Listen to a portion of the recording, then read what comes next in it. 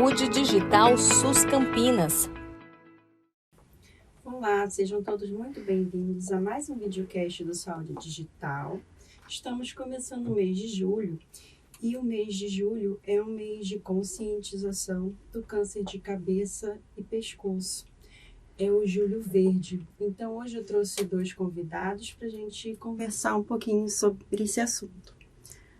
Seja bem-vindo. Muito obrigado. Podem se apresentar. Olá, sou Luiz Antônio Brandi Filho, cirurgião de cabeça e pescoço. Atuo em serviços assistenciais do Sistema Único, como o Hospital da PUC, Hospital Universitário de Bragança, e focado em pacientes da cirurgia de urgência e cirurgia de cabeça e pescoço eletiva. Agradeço pelo convite, Luciano, Raul, e vamos ao bate-papo aí para acrescentar e informar quem pudermos.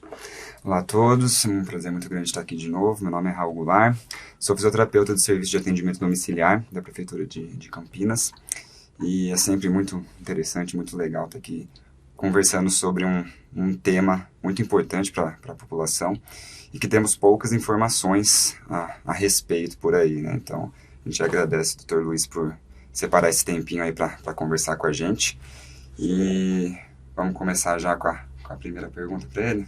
Então, para a gente esquentar assim um pouquinho, quais são as doenças mais comuns aí para se tratar com um cirurgião de cabeça e pescoço? Qual que é o carro-chefe assim, do consultório, do hospital que você mais atende? A enfermidade mais prevalente, né, a cabeça e pescoço visa e busca prevenção e combate ao câncer do compartimento, apesar de enfermidades benignas também. Inclusive, Julho Verde é com o intuito da prevenção e combate ao câncer em cabeça e pescoço. Dia 27 de julho é a data mundial em referência a essa busca. E o mais prevalente, a doença mais comum, a queixa mais comum, está correlacionada à glândula tireoide, que visa a investigação ou combate ao câncer. Existem nódulos de maioria benignos, porém a investigação é por um caminho cirúrgico e visando o combate e a prevenção do câncer na glândula tireoide. Então esse é o mais comum. Porém, garganta, cavidade oral, boca, lábio, base da língua, dificuldade para engolir, para falar, esses são os compartimentos principais. Então, tireoide, laringe e cavidade oral são as principais enfermidades. E o combate e a busca em relação à malignidade desses compartimentos, detecção precoce. É isso que eu ia te perguntar. Não é muito fácil o paciente detectar alguma alteração para chegar até vocês. Normalmente o paciente ele já chega ou com encaminhamento ou com um sintoma muito grave que talvez já esteja um pouco tarde, ou não, vocês conseguem atuar bem no diagnóstico e tratamento precoce. O especialista em cabeça e pescoço, ele acaba sendo lançado mão um pouco tarde. A maioria dos serviços de referência estão em hospitais terciários, quaternários, pela complexidade da especialidade. E o caminho até a chegada a esse especialista nem sempre é linear, às vezes é um pouco tortuoso e dificultoso para o paciente. Porque a queixa, os sintomas precoces, eles são bastante comuns em várias outras enfermidades. E às vezes esse filtro, né, sobre a queixa que vai melhorar com sintomáticos, com medicamentos mais simples, é um processo inflamatório, é aquilo que de fato merece uma atenção, tem uma penumbra, não é tão claro sobre isso. Então esse caminho nem sempre é linear, é um pouco tortuoso. Os pacientes acabam chegando um pouco mais avançados, já com lesões não tão precoces, o que é diretamente proporcional à chance de curá-los, tratá-los e a qualidade de vida associada a esse tratamento. Tá. E quem está assistindo aí que pode identificar um sinal de alerta? Quais são os sinais de alerta que o paciente pode pensar? Talvez eu tenha alguma coisa, devo procurar um especialista. Perfeito. Em relação ao alerta à população geral, né, que é quem principalmente pode se defender nesse caminho, de fato são inchaços no pescoço, caroço que aumenta, crescimento na região da cavidade oral, mandíbula, boca, lesões branquiçadas que não cicatrizam, lesões vermelhas que não cicatrizam, dor, dificuldade para engolir há mais de 15 dias, rouquidão que persiste há mais de 15 dias, feridas que não cicatrizam na boca há mais de 15 dias, caroços que não regridem, deve ser avaliado pelo especialista de modo ideal, né? Diversas especialidades são intersecções com a cabeça e pescoço, que são mais comum acesso, até informações sobre existência, endocrinologia, otorrinolaringologia. São especialistas que podem orientar, assim como o cirurgião de cabeça e pescoço. Tá. E em relação aos fatores de risco, né? A gente sabe que existem alguns fatores de risco que são bem comuns em várias doenças, que é o tabagismo, o sedentarismo, às vezes o álcool. Tem alguma coisa de diferente nesse tipo de paciente, no tipo de câncer que vocês tratam, que seja diferente de outros cânceres, por exemplo, ou mais ou menos as orientações são parecidas? Cada compartimento acaba tendo um fator agressor de predileção. Eventualmente as glândulas, como a tireoide, glândulas salivares, parótida, que são outros órgãos-alvos dessas nodulações, estão mais correlacionados a exposições virais, radiações, eventualmente até do que o tabaco, que é um fator de risco prevalente em todos os cânceres de cabeça e pescoço, principalmente cavidade oral, laringe. Porém, ainda os principais fatores de riscos é o abuso de bebida alcoólica, o hábito e o abuso. O hábito do tabaco, essa é a principal medida na prevenção do câncer de cavidade oral, laringe, sem dúvida nenhuma. Boa qualidade de higiene e cavidade oral, cuidados pessoais, hábito de vida saudável, hábito alimentar adequado, tudo isso vem a contribuir nessa prevenção, sem dúvida nenhuma. E os sinais de alerta precoce, que a gente vai reforçar algumas vezes aí, e é importante, né? A busca do autocuidado, acho que esse é o ponto fundamental. Tá. Falando um pouco dessa prevenção, doutor, a gente sabe que tem uma grande incidência agora correlacionada com o vírus do HPV, né? As vacinas que a gente tem disponível agora no SUS e também nas redes particulares, né? A gente sabe que ela é preconizada, principalmente na faixa etária aí de 9 a 15 anos. Elas previnem contra o câncer? Sem dúvida, é um ponto importante, principalmente câncer de cavidade oral e orofaringe, é bastante sedimentado o fator de risco de infecção pelo vírus HPV. Estima-se que aí até metade dos casos sejam promovidos pela ação desse vírus, principalmente com alguns subtipos, que são dentro da família do vírus do HPV, existem diversos subtipos, existem alguns que são mais incidentes. A presença das verrugas, o 6 e o 11, e os mais prevalentes em relação à malignidade, que é o 16 e 18, esses subtipos do HPV. E sem dúvida nenhuma, a vacina indicada pelo Sistema Único de Saúde na prevenção do câncer de colo uterino e indicado principalmente em jovens de 9 a 14 anos, ela tem a finalidade de prevenir também o câncer em cabeça e pescoço, principalmente em relação a essas duas linhagens, a 16 e a 18. Então, é uma vacina quadrivalente, que tem abrangência na prevenção do câncer de cavidade oral orofaringe também. O que muda do sistema privado é ter a bivalente, exclusiva para as de maior risco para malignidade, e eventualmente uma que cobre 9 subtipos, mas a equivalência na prevenção do câncer, tanto colo uterino quanto de cavidade oral orofaringe, do sistema único é indicada e abrange. Quanto à vacina, aproveitando o gancho, ela existem algumas indicações tidas até como terapêutica em indivíduos imunodeprimidos, portadores do vírus HIV. Isso extrapola um pouquinho a indicação da idade até os 14 anos, que seria o ideal. Então nós podemos cobrir mulheres até 45 anos de idade, imunodeprimidos até 45 anos de idade, pacientes portadores de HIV, pacientes transplantados em vigência de imunossupressão. Então existem indicações aí relativas também em relação à vacina na prevenção do câncer de cavidade oral orofaringe, sem dúvida. Continuando assim, falando sobre o tema da prevenção, doutor, a gente sabe que tem outras campanhas aí, né, Outubro Rosa, para o câncer de mama, e a gente sabe que o câncer feminino, tanto o câncer de próstata também, através dessas campanhas, a gente tem muito exame de detecção precoce, né, como uma rotina aí no calendário, né, das nossas visitas ao médico. Dentro da cabeça e pescoço, existem exames preventivos anuais que a gente possa fazer para uma detecção precoce? Como é que é isso dentro da especialidade? Perfeito. Luciana, campanhas preventivas populacionais não existem direcionadas exatamente, como, por exemplo, da saúde da mulher, as mamografias, que, na verdade, são campanhas mais densas, até pela importância, a prevalência do câncer de mama, comparativo com o câncer de cabeça e pescoço, está em torno do sexto, de modo geral, quinto, sexto colocado aí. O de mama na mulher é o principal, né?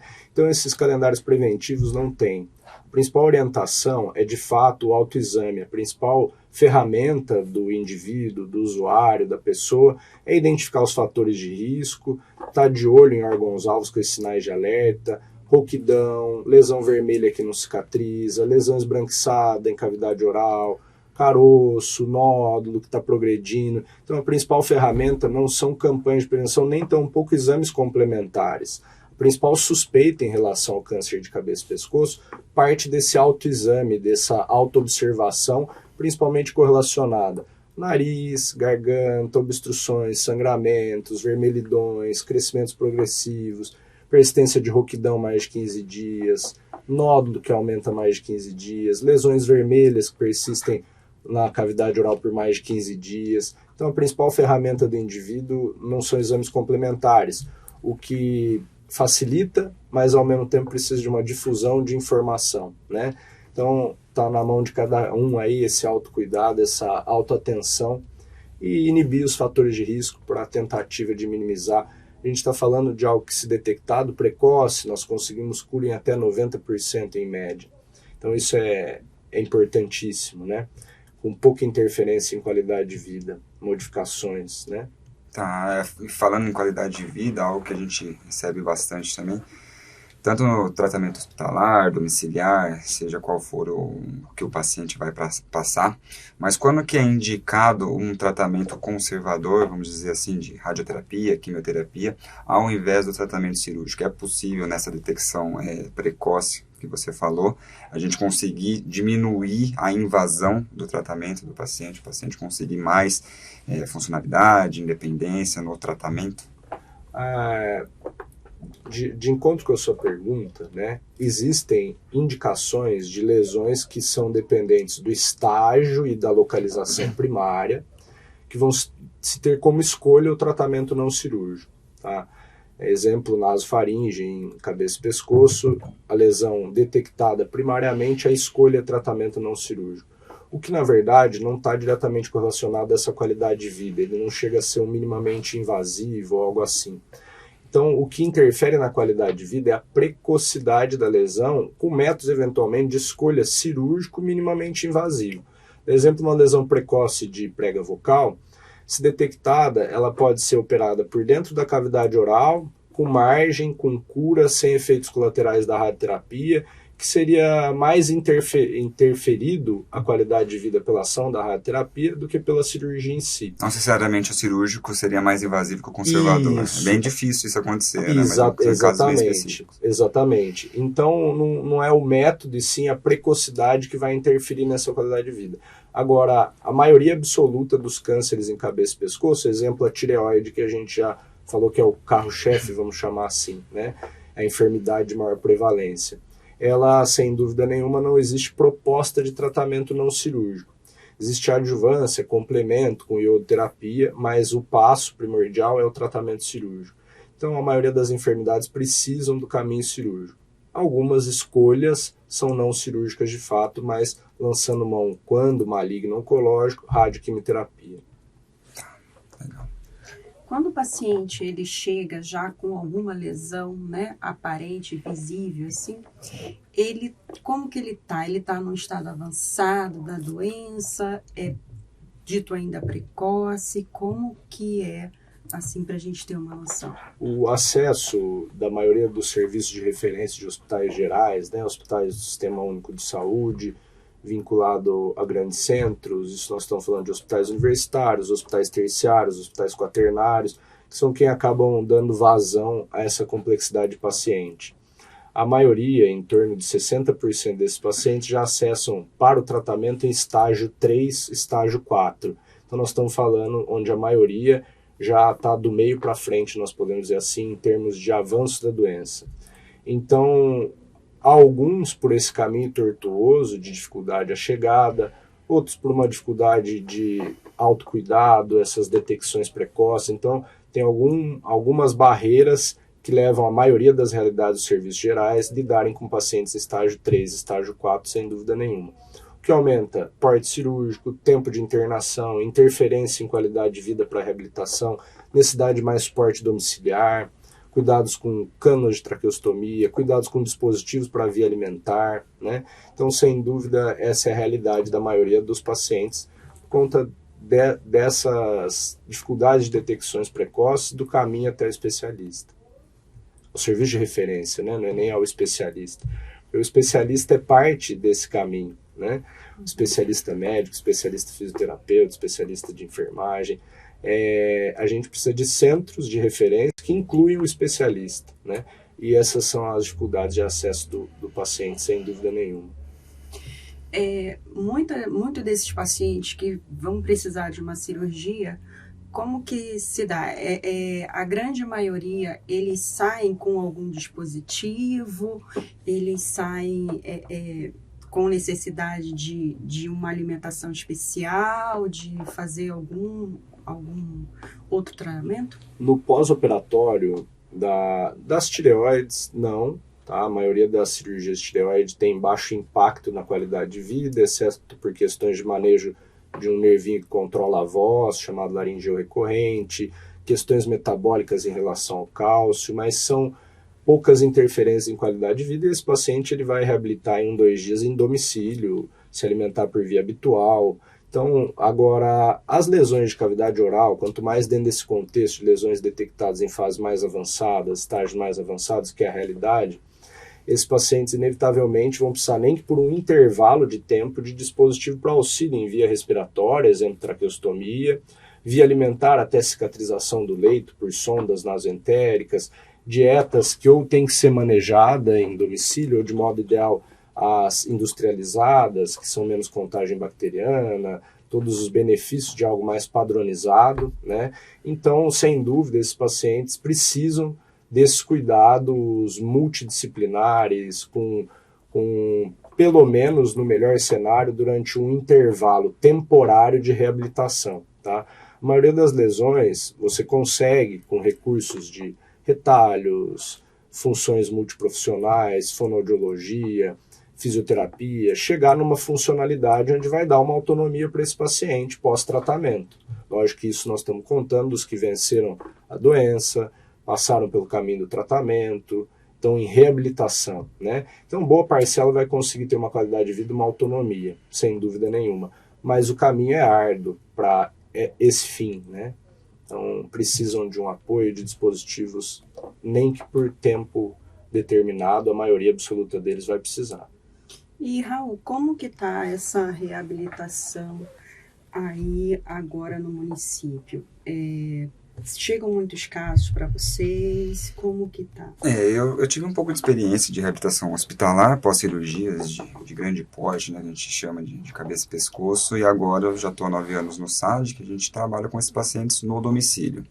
Como o nosso serviço ele é voltado para pacientes de alta complexidade, pacientes mais graves, então normalmente a gente fica com essa parcela de pacientes que o doutor falou de um paciente que sofreu mais invasões, né? Seja cirúrgica, seja do tratamento de quimioterapia e rádio. Passam muito tempo internado, às vezes meses, 1, 2 meses, isso contribui com sarcopenia, o paciente fica acamado, fraco, bem emagrecido. Ele chega em casa e a gente tem essa missão multiprofissional, vários profissionais, de reabilitar esse paciente e trazer a maior funcionalidade e independência possível para ele. O paciente pode chegar com uma sonda nasointeral para alimentação, uma traqueostomia, seja ela temporária ou terminal, né, para sempre. E a gente vai ajudar nos cuidados, ajudar em aspiração. A nutricionista ela vai indicar a melhor dieta para o paciente conseguir ganhar um pouco de peso, musculatura.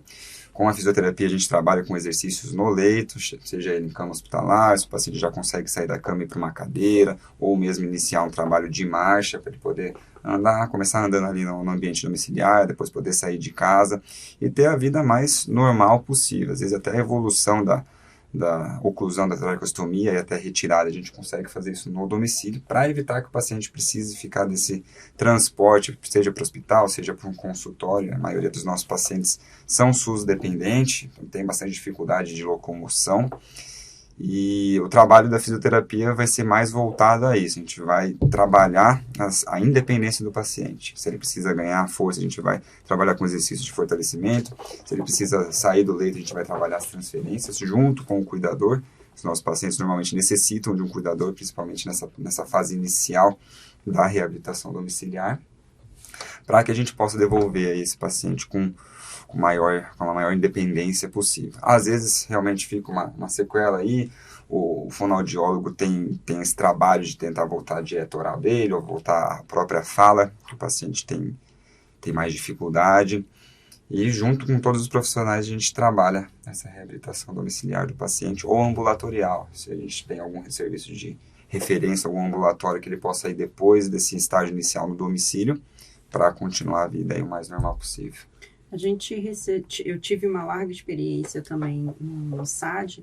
A gente recebia uma grande quantidade de pacientes, né, principalmente da PUC, do serviço da PUC mesmo, pacientes bastante debilitados, né, com traqueostomia.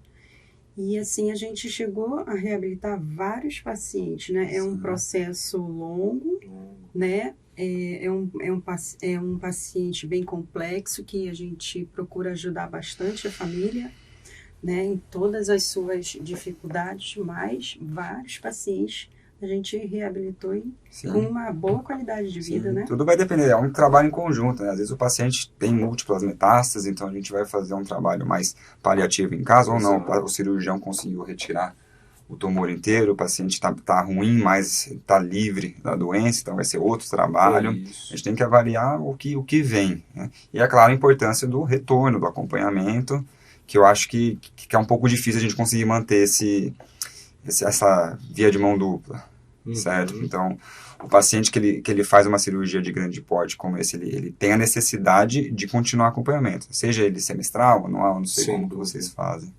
Sem dúvida. Primeiro ponto, né, foi o que vocês tocaram, esse paciente, a especialidade cabeça e pescoço, intra-hospitalar, o cirurgião, ele é uma parte desse caminho que é de um paciente complexo, vai precisar de muitos apoios. Apoio para reabilitação, apoio para essa família aprender a lidar com as novas necessidades. Então, essa parcela talvez seja a maior dificuldade em homogeneizar. O tratamento ele é padronizado, bem estabelecido, baseado em evidência. Agora, o que do baseado em evidência a gente consegue oferecer para o paciente no pós-operatório, no pós-hospitalar, no cuidado que ele vai precisar, vamos dizer assim, para a vida toda dele, né? Aquele intervalo intra-hospitalar está mais sob nosso controle. Então esse trabalho extramuros, ele é fundamental e talvez o mais árduo para entregar qualidade de vida e reabilitação para esse paciente. Da doença, ele cura ou recidiva, ele trata ou não trata. Então, a gente tem menos variáveis. Agora, oferecer uma qualidade de vida, uma reinserção social, um mínimo de qualidade de vida para esse paciente, esse é um trabalho muito árduo e extramuros, onde o cirurgião não participa, vamos dizer assim. Ele participa nesse segmento oncológico, de hora marcada para ver se seu problema está controlado, vai repetir exame para ver se continua livre de doença. Então, isso é a parcela médica, que, lógico, ela é importante, mas é uma parte do todo. Eu ouso dizer que para a vida desses pacientes, e qualidade de vida e saúde não é estar com a doença ou sem a doença, né? Ele precisa muito desse apoio multidisciplinar, dessa ação extramuros. Então, essa talvez seja a maior dificuldade de pacientes que têm uma doença particular de interferência direta, como o perfil dos pacientes oncológicos. E todo paciente oncológico. E na cabeça e pescoço interfere com questões muito básicas, que é comida, paladar, respirar, um mínimo de uma estética e apresentação social. Então, talvez seja essa particularidade da enfermidade do compartimento, e isso que o Júlio Verde tem tentado aí chamar atenção, que quanto mais precoce a gente conseguir chegar nesses sinais, esse autocuidado, essa informação, talvez é onde a gente vai conseguir entregar essa qualidade de vida ainda melhor, né? Esse é o foco, sem dúvida. Essa campanha do Júlio Verde, ela é recente, né?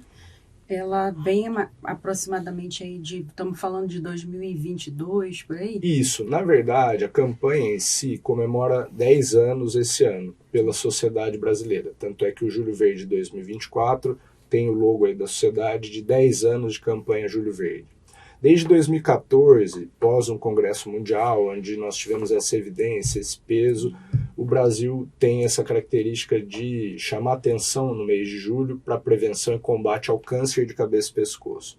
Mas, legalmente, por lei, definição legal, desde 2022, julho é um mês reconhecido legalmente, difusão em grandes veículos de informação, difusão governamental, em relação ao combate e prevenção. Tá? Então, de fato, essa evidência dessa enfermidade que a gente está dizendo de tão estigmatizante, de cunho, tanta complexidade para contornar, tem relativamente pouco tempo, desde 2022. Mas a sociedade está engajada nisso há 10 anos. Esse nós comemoramos 2024, 10 anos de Júlio Verde. Mas, de fato, legalmente, desde 2022. E nesses 10 anos, depois desse início, né, dessa campanha, vocês já começam a coletar os resultados? Sim, muito avanço, principalmente na evidência da especialidade e da complexidade desses pacientes em âmbitos de saúde populacional, né? O impacto desses pacientes em questão social, na qualidade de vida do indivíduo, da família, sem dúvida vem sendo crescente dentro desses 10 anos e por iniciativa, engajamento da sociedade, que é relativamente nova. Nós estamos falando de uma sociedade brasileira que existe há 25 anos, uma especialidade que perto das outras é muito pouco tempo, né? Então, esse é gradativo, essa importância da especialidade, já que os pacientes estão aí. A enfermidade já existe há muito tempo. E, literalmente, o que esses pacientes têm dificuldade em ter é voz, né? São pacientes não com nenhuma associação, mas o câncer de laringe, a cabeça e pescoço interfere diretamente nessa questão de como se manifestar em relação a essa doença, né? Até no pós-reabilitação. Então, cada vez mais vem ganhando uma amplificação, sim, por esse engajamento, mostrar a importância. Nós estamos falando do 6º câncer de modo geral. Nós estamos falando de uma estatística que espera em 2024, se a gente incluir a pele do compartimento cabeça e pescoço, quase 50 mil novos casos. Laringe, tireoide e cavidade oral, o Instituto Nacional do Câncer tem esse levantamento de 39.550 novos casos em 2024. Então, isso falando de 3 compartimentos da especialidade, né? Então, é bem prevalente. Câncer de pele, num país com fotoexposição como o nosso, também correlacionado principalmente com compartimento. Então, de fato, isso é gradativamente mais evidente. A gente pode resumir um pouco da importância, então, da prevenção. A gente viu em outros podcasts que nós fizemos aqui com outros profissionais, de que se a gente trabalha a prevenção, a reabilitação também vai ser melhorada. Sim. E é muito mais custoso, muito mais caro, seja financeiramente, seja na saúde do paciente, a reabilitação. Então, a dica para a população seria essa: observar os sinais de alerta, trabalhar com prevenção, diminuir ao máximo a exposição dos fatores de risco, como o tabagismo e o álcool, que são os mais prevalecentes. E teria mais alguma coisa assim que a população poderia se atentar, aproveitando aí o mês de julho, para essa região? A principal atenção é esse autocuidado, a autoobservação em lesões que persistem, nódulos que persistem 2, 3 semanas, lesões vermelhas em cavidade oral, lesões branquiçadas em cavidade oral, crescimento progressivo de nodulações no compartimento, fatores de risco, quem fuma demasiadamente, abuso do álcool, exposições ao vírus HPV com mais frequência, múltiplos parceiros, promiscuidade no sentido de não proteção. Quanto mais exposição a subtipos, mais suscetibilidade, mais chance de degeneração. Então, esse público-alvo tem que estar mais atento no autocuidado. Tabagistas de longa data, má condições de higiene e cavidade oral. Isso é o ponto. O ponto principal é o autocuidado. Então, isso é o foco em relação ao Júlio Verde, em relação à capacidade da gente auxiliar no compartimento cabeça e pescoço. E a intersecção com outras especialidades, né? O caminho se encurtar à medida que as campanhas tomam mais difusão, tomam mais evidência, para esse paciente chegar mais precocemente às referências. Legal. Então, muito obrigado, Dr. Luiz, pela disposição. A gente fica muito feliz de receber profissionais tão qualificados aqui para poder dar essas informações para a população que tanto precisa, e uma área tão específica, tão difícil de a gente encontrar um especialista de qualidade para poder conversar com a gente. O pessoal que está assistindo, se quiser ficar por dentro, se inscrever aqui no canal, né, porque a gente vai estar sempre trazendo o máximo de informações, o máximo de profissionais aí da área da saúde para quebrar todos os preconceitos, tudo que a gente precisa saber e trazer a melhor informação para a população. Então não deixa de curtir, de compartilhar. Se ficou com alguma dúvida, deixa nos comentários que a gente procura todos os nossos profissionais, parceiros que vieram fazer aqui com a gente o podcast. A gente entra em contato para tirar a sua dúvida. Muito obrigada. Muito obrigado, doutor. Obrigada. A gente se vê numa Eu que próxima. agradeço ao convite, a oportunidade de alertar a população, né? Tema tão delicado, tão importante, que abrange diversos estigmas, barreiras sociais muitas vezes, mas a grande questão é o indivíduo, o autocuidado. Esse eu acho que é o que é válido para toda a enfermidade. Quem tem a capacidade de se proteger é você mesmo. Se incomoda, se chama atenção, se persiste. Você tem dúvida, busque ajuda, vá atrás do profissional, solicite por mais de uma vez, tenha voz na sua capacidade de se proteger aí. Mais uma vez agradeço, Luciana, Raul, pela oportunidade. A gente agradece. Obrigada.